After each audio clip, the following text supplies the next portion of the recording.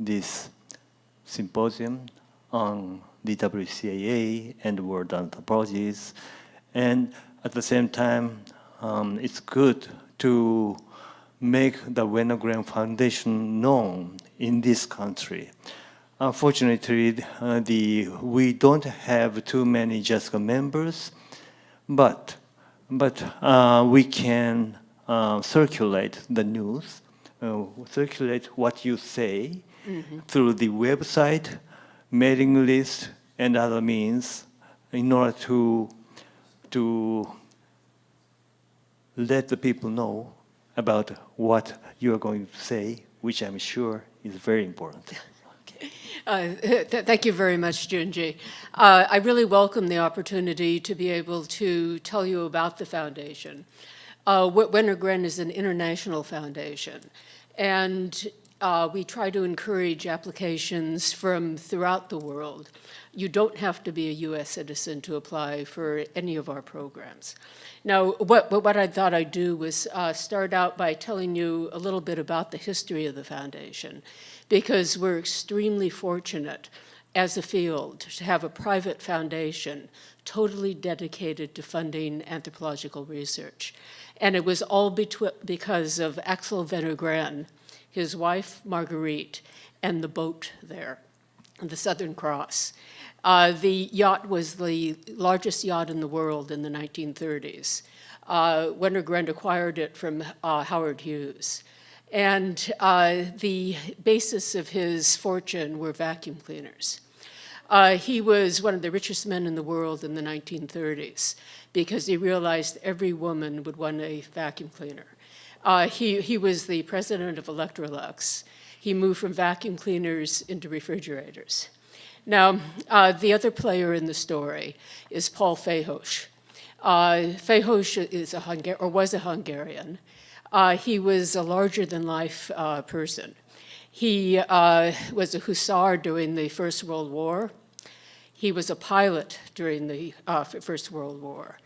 And he then, after the war, came to the States. He worked at the Rockefeller Foundation for a bit. He was a medical doctor, but he didn't like doctoring. He didn't like research. But what he did like was filmmaking. And in the 1920s, he was an extremely successful silent filmmaker, both in New York and in Hollywood. And in fact, this DVD, Lonesome, was just put out by the Criterion Collection. And it was chosen about a month ago as the DVD of the month by the New Yorker magazine. So he was an extremely talented film person, but he also had a very short attention span. Because after a few years, he moved from silent filmmaking to documentary filmmaking. And this is how he actually met Axel Wenner-Gren. Wenner-Gren was circumnavigating the globe in his yacht, and he ended up in Singapore. And Fejos just happened to be in Singapore doing some documentary films. And the story goes that there was a tiger involved in the meeting of Fejos and Axel Wenner-Gren. The urban myth is that Axel Wenner-Gren wanted to go on a tiger hunt. And Fejos, being an Indiana Jones figure of the time, was the person to organize it. And the story is the tiger charged, Wenner-Gren froze, Fejos shot the tiger, and it ended up in the endowment for the Wenner-Gren Foundation. Now, the story is independently in the papers of Axel Wenner-Gren and Paul Fejos, but we found out recently that it's not true. And it's unfortunate, it's a good story. But the reason, the one who blew the whistle was this woman, Jean Gaultier. And she was the sister of Marguerite Wenner-Gren, and quite a phenomenal woman in her own right. She was a silent film star. She starred in something like 89 silent films, but she also wrote the screenplays for 42 of them. She was an extremely talented individual who walked away from it all in the 1920s and spent the rest of her life living and traveling with the Wenner-Grens. And she kept a diary. and she recorded the meeting between Wenner-Gren and Fayhosh. And there was a cat involved, and the poor cat got killed. But Wenner-Gren was making a film. There was a panther in a cage that got out of the cage. The panther got shot. No one was in any danger. But we think that Fayhosh and Wenner-Gren actually bonded over a joint interest in Peru. And in fact, in 1940, Wenner-Gren funded an expedition around the Inca Trail. And in fact, it was on this expedition that many of the sites that you see today when you hike on the Inca Trail were discovered. And for a time period, that whole area around Machu Picchu was called the Wenner-Gren National Park. Wenner-Gren and Fayhosh were also instrumental in establishing the archaeology department at the University of Cusco. But, and then Wenner-Gren spent a month or so on the expedition. And when it was through, Fayhosh went into the Amazon, did some ethnographic work with the Yaga. And in fact, his film of the Yaga was the last film he ever made. Now, of course, the war intervened, the Second World War. But in 1941, the foundation was actually incorporated in New York City. And Wenner-Gren was always wanting the foundation and anthropologists to have an elegant environment. And this townhouse was the original home of the Wenner-Gren Foundation. It was unfortunately sold in 1980. But for the period between, say, 1946, when it was purchased, to 1980, it was quite the center of anthropological life in New York City. There were a series of seminars there, and the house itself had room for visiting scholars. There were 9 laboratories. There was a library with 28,000 books in it. So it was really quite something for the time period. Now, also the foundation, even from its beginning, was noted for funding blue skies research, very high research, and very high risk research. And one of our successes at that period was Willard Libby, who was the discoverer of carbon-14 dating. And no one else would touch it because it was too risky. And Wenner-Gren put in the equivalent, or the Wenner-Gren Foundation, put in the equivalent in today's money of about $250,000 to the development of carbon-14. Now, the field was very different at that time. And this graph I've been very impressed by. I downloaded the data from the US National Science Foundation. And what this is the number of doctoral degrees given in anthropology per year. Now, the steep cliff there is so extreme, I thought that I had done something wrong with the data. But this actually shows the growth of American anthropology. So the little picture of Fayhosh and Axel Wenner-Gren and the brackets are the first decade of the foundation's existence between 1941 and 1951. And you can see how much, and just in terms of people, that how the discipline has grown since that time. And this is one of the challenges for the foundation in terms of how to use our money to serve this much larger discipline, where the foundation had a very high influence in anthropology in those early years. There were many fewer of us around.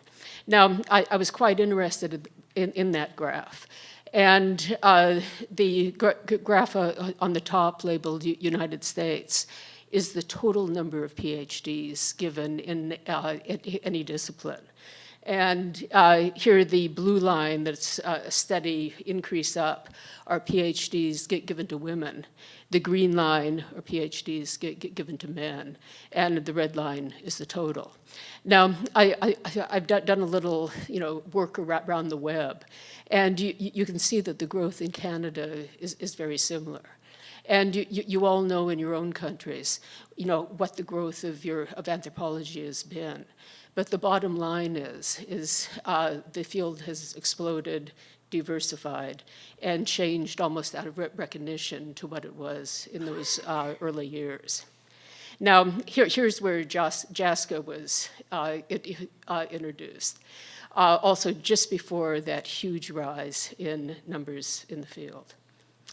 Okay, now the story of the foundation. In those early years, in America, the National Institutes of Health and the National Science Foundations began to fund anthropological research. And this was a very important turning point for the Wenner-Gren Foundation, because Fay Hosch and Axel Wenner-Gren were very worried that all the good research was going to be funded by the other organizations. And it was at this time that they took the conscious decision that the mission of the foundation would be international anthropology. And one very important part of the mission is to encourage networking in international anthropology. Now, I mentioned this morning the International Symposium on Anthropology. This was convened by the foundation in 1952, and it brought together over 70 international anthropologists to talk about what they needed in the field.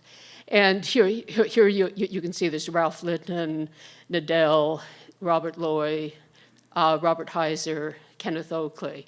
The leading figures in the time period were there.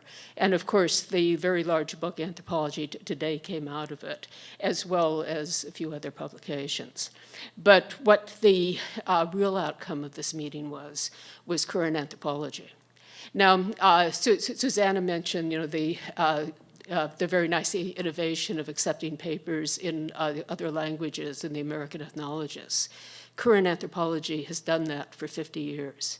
You can send in a paper in any language you want, and it will be reviewed and it will be translated into English. And this is something that doesn't seem to be widely known, but I think this is because people don't read the instructions to authors. But it's there, and it has been there for that time period. So current anthropology was a very important part of this internationalization. And the foundation, over the last 50 years, has done everything in its power to keep the subscription rate down and to keep the access as freely available as possible. And right now, 65% of the content of current anthropology is open access. Now, the second thing, of course, was Berg-Wartenstein Castle.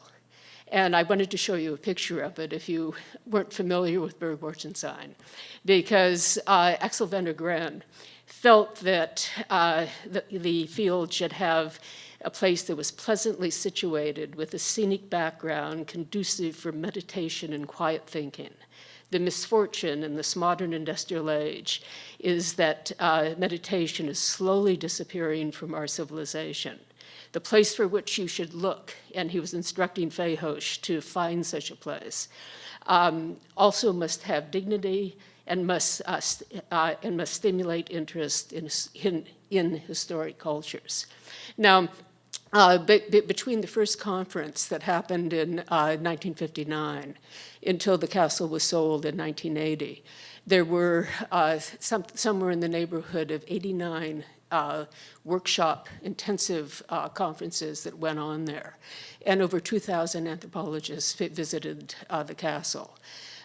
During the period of that amazing growth, the castle hosted over 2,000 anthropologists. And as I mentioned this morning, it was a very safe and secure place for anthropologists from all over the world to come. And if you think back, this was the time of the Cold War. You had men going into space. You had the Vietnam War. There were major things happening internationally at the same time that the field was exploding in numbers. So there's a tremendous amount of change here.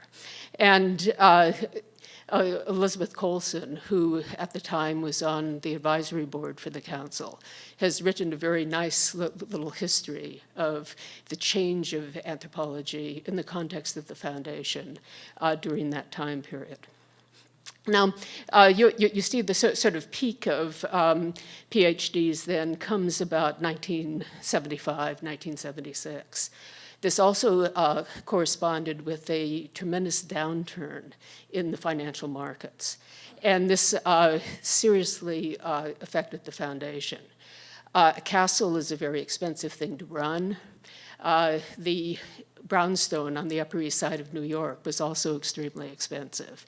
And at this time, if you are a biological anthropologist, the foundation also was selling casts of hominid fossils or human fossils. And this was also losing a tremendous amount of money. And at that period, the Board of Trustees had to make the decision of whether or not to spend the foundation out of existence. And to the credit of the chair of the board, who was Frank Wadsworth, they decided to change the foundation and try to save the foundation. And since that time, there have been 3 presidents of the foundation, Sidell Silverman, Dick Fox, and myself. And it was primarily Sidell Silverman who put the foundation on its modern track and transformed it from what could be considered a rather exclusive old boys club type of a foundation where all you would have to do at that period is call me up and say you wanted $5,000 to do something, and I'd say fine. And since this time period, we've instituted a number of programs. Everything is peer-reviewed. I have a panel of 65 international anthropologists that help me review applications, and over 60% of our reviewers are based outside of the US. What we try to do is get as broad as possible of an international voice in assessing the strengths and weaknesses of our applications. Now, I want to encourage you all to think about applying for some of these programs, whatever might be suitable to your needs. And for the rest of this short talk, I'll talk about some of the programs that are available and what you need to do to obtain money from us. Our most popular programs are the dissertation fieldwork grants, post-PhD research grants, and the new Engaged Anthropology grant I'll mention in a second. These are programs to fund your individual research. We have postdoctoral fellowships, one for writing and one for film. We have a grant for international research collaboration. We have fellowships for students from developing world. We have institutional development grants, and then a series of other programs, such as the conference and workshop grants. And in fact, it was the conference and workshop grant that we're using to fund part of this, part of the JASCA meeting right now. Okay, now just to give you a background of the magnitude of the funds that we have available. In the last 25 years, since Sidell Silverman changed the face of the foundation, we've given out $75 million US. And in today's money, if you inflation correct it, it's just over $100 million. And this comes, since that time, to just under 5,000 grants we've given, which averages about 200 grants a year. Now, we've given grants to citizens of 118 countries, and with institutional affiliations in over 89 countries. So I think you can say that we truly are doing our best to fund and encourage international anthropology. In 2013, we gave 251 grants, and we spent just under $5 million. Now, the value of the endowment now, remember it started at $2 million. The value of the endowment now is $177 million. And this is quite phenomenal when you think that we don't fundraise. The original endowment has never been added to, and we live off the investment proceeds of this money. And this is the only reason for the foundation to be in New York. When I was hired, one of my first questions at the interview was, why is a charitable foundation that doesn't fundraise, why is it based in one of the most expensive cities in the world? And the answer is the investment talent. Half of our board of trustees are Wall Street investment professionals who manage the endowment for us as a field, totally as a hobby. Some of them are interested in anthropology, some aren't. But they basically, through their talent, have caused that endowment to grow, to give us the luxury of being able to spend the money on the research that we want to fund. Now, one thing in terms of our budget and all is we're registered in the US. And as Monica said earlier, an organization that is registered in a particular country has to abide by the rules and regulations of that country. And one of the rules for a not-for-profit, which is what the foundation is that we have to spend about 4.5% of the endowment each year. Now that's 4.5% of the capital, not of what we might earn, through the interest or the investments. And in order to stay at the same place, we have to earn that 4.5% back, plus about another 2% to account for inflation. Because over the last 30 years or so, the inflation has averaged about 2% a year. So it's really quite something that our investments have been able to generate that type of income and not only allow us to spend what we statutorily have to spend, but also to help the endowment grow. So we're really beholden to our board of trustees for keeping the endowment alive and allowing us to use it for, of course, the research that we want to do. And it's actually quite funny because we're very lucky that Axel Wenner-Gren had no descendants, and also Paul Feyhusch had no descendants, because there's no family to tell us how to spend the money. It's only us to decide what the best way to expend these funds are. Now, the pie diagram there is to give you an idea of the percentage of applications we get from the 4 major subdisciplines of the field. And this surprised me quite a bit because this has been stable over the last 25 years. So just under 60% of our applications come from social anthropology, around 20 from archaeology, around 15 from biological anthropology, and the remainder comes from linguistics. Now, again, to show you how our funds are divided, the great majority of our money goes to research grants. And these are basically our dissertation fieldwork grant, which is our grant for doctoral students, and the post-PhD research grant, which is our grant for senior anthropologists. And so last year we spent just about $3 million just in those 2 grant programs. And then we have about $670,000 going for conferences, workshops, symposia, just under $800,000 for some of our international programs. But the point here is the majority of the funds right now go to fund individual research. So for this program, the maximum grant is $20,000 US, and I will write you a personal check if your application is successful. What the important thing here is the grant is not to your institution. The grant is to you as an individual.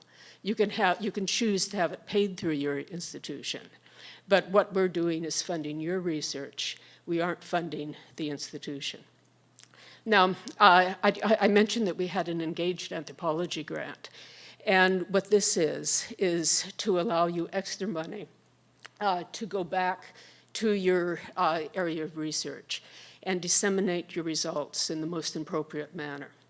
Now, there's a whole variety of ways people do this. The idea started with me because we had numerous requests from archaeologists to fund small museums, to sort of share the knowledge of what they were doing with the local community.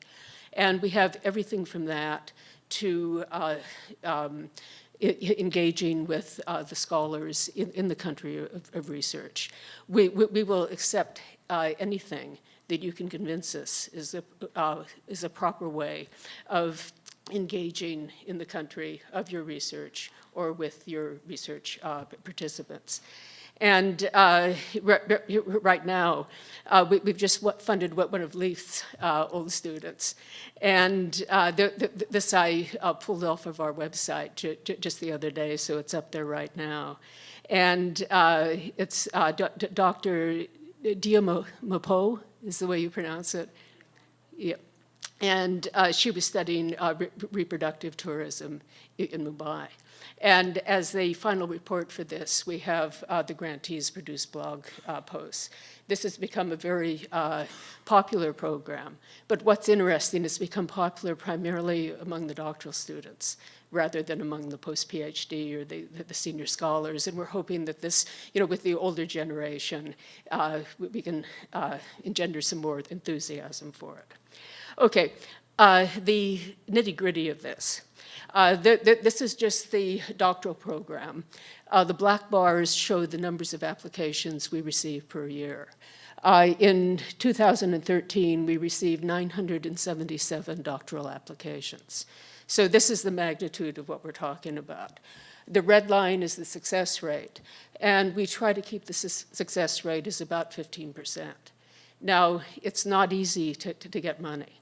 But what I keep telling people is I can't give you the money unless you put in an application.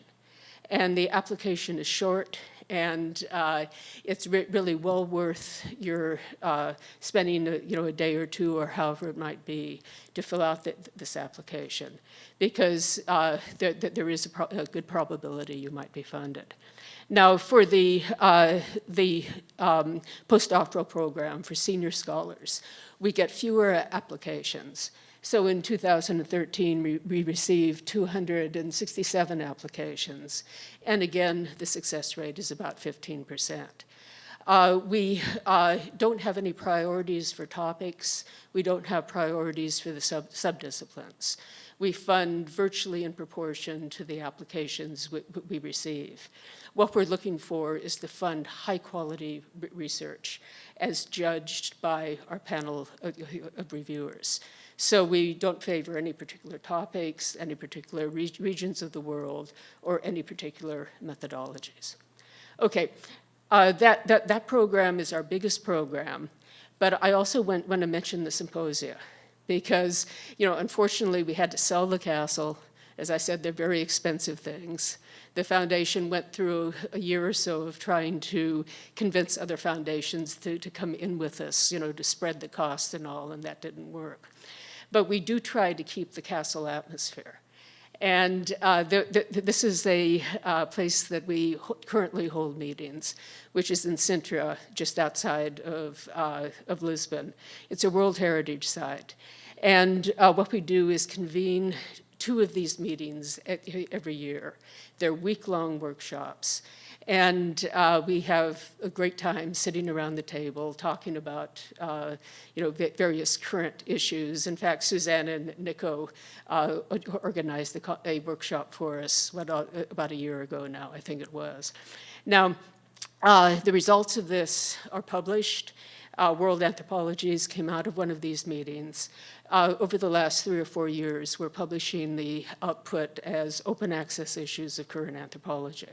So if we accept your idea, and you're the organizer for the conference, we guarantee that there will be a publication in current anthropology.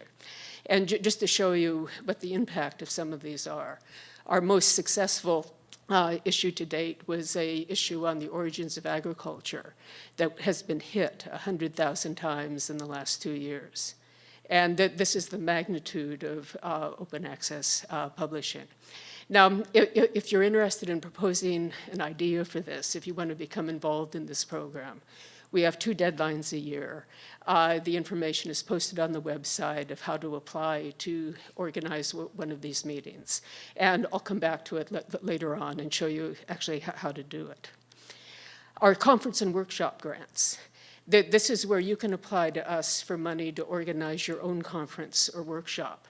And the picture is from a recent meeting of the East African Association of Paleoanthropology. And this is one like EASA that the foundation kickstarted 20 years ago. We've helped the East Africans to establish their East African Association, and it's been terribly successful. Again, the black lines are the number of applications we get. We've last year got 65 applications. We were able to fund 32 of them. And what we try to do is keep the success rate of this program up because it really helps to fulfill our mission. The one requirement is that you have to have international participants at the workshop or conferences you're proposing.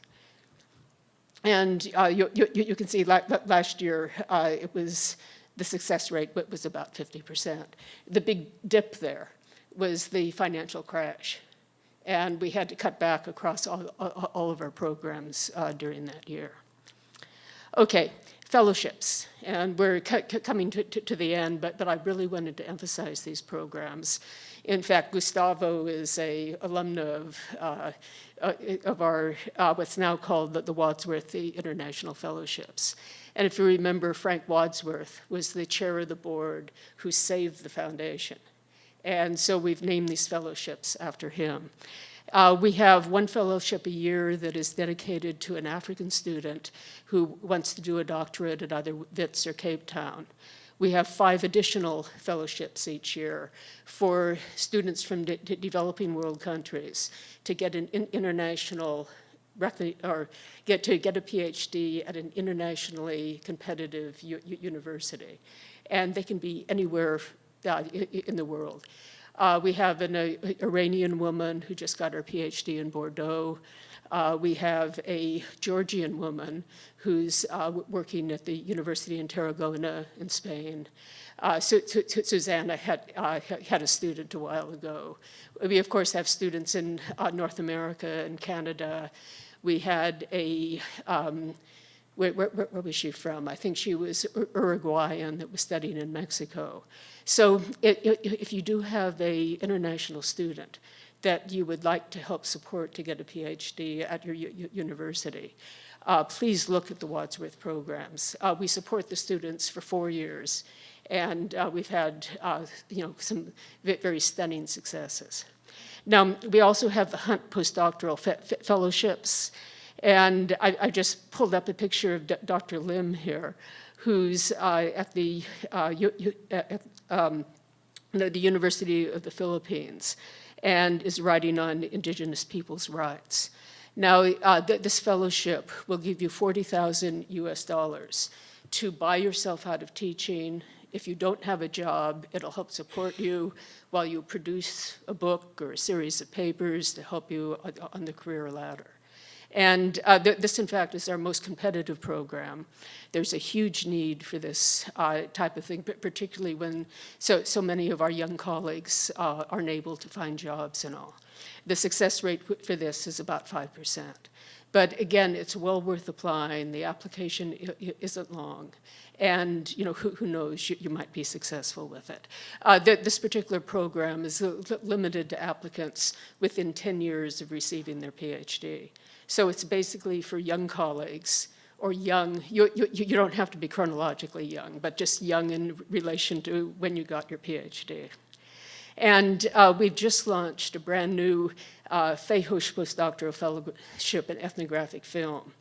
And the foundation had never done anything in the honor of Paul Fayhosh.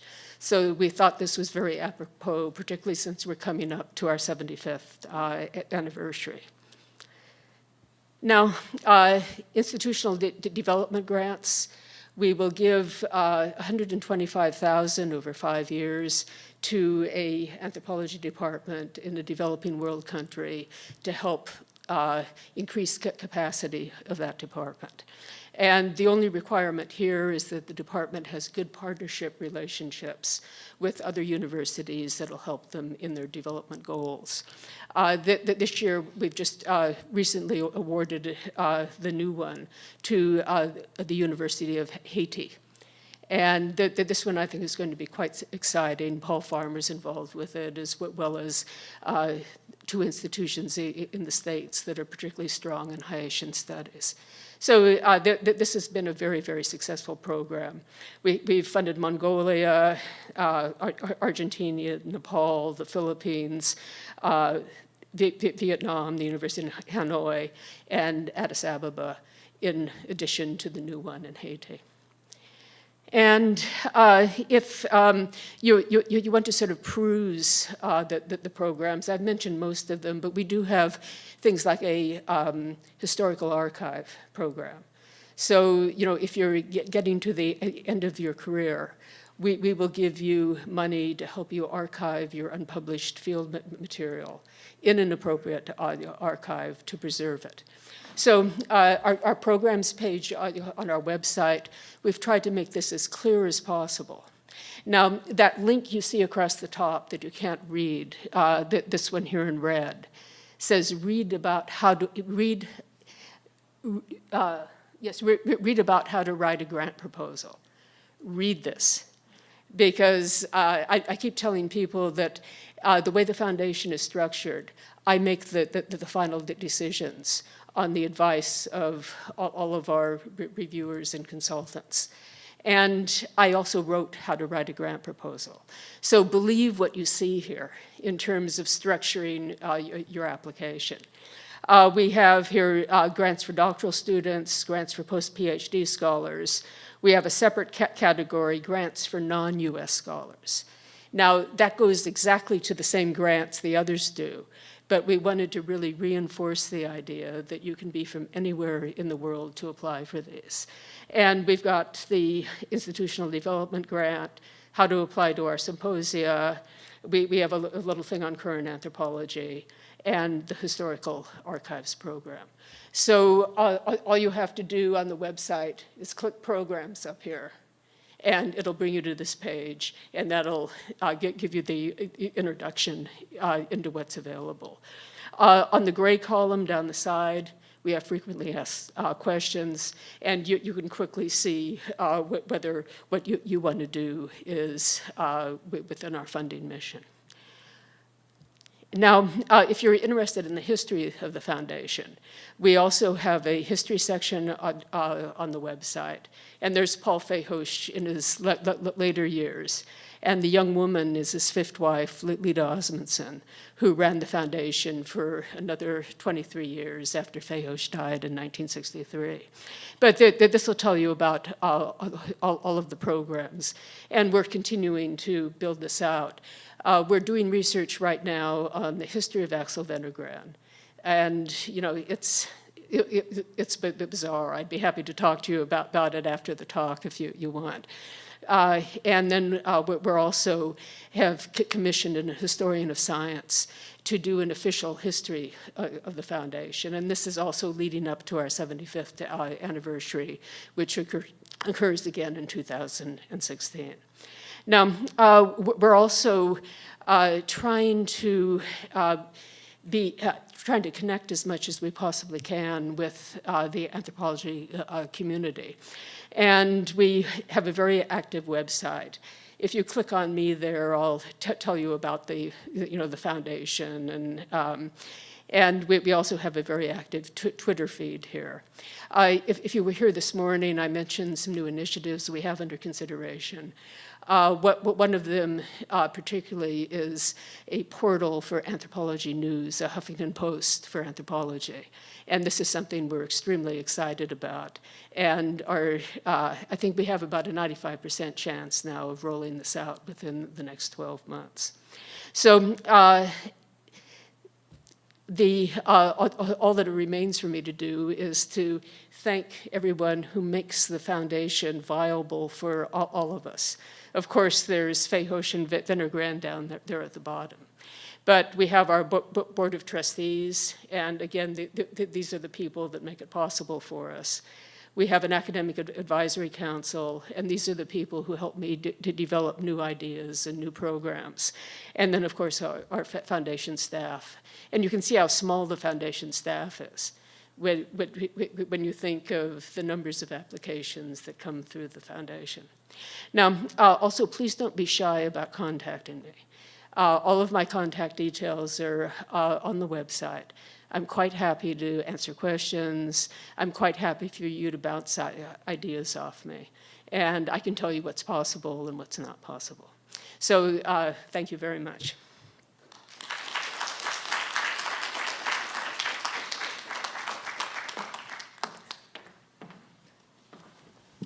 Thank you very much, Leslie. It was a wonderful presentation about wonderful opportunities. You know, it's full of opportunities, and I think there are a lot of people, particularly younger scholars around, who missed, you know, very important information.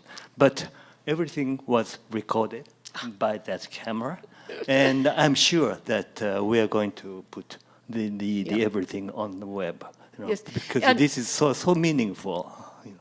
Yeah, and one thing I also should say is none of us like to be turned down for a grant. You know, it always hurts if you get a rejection.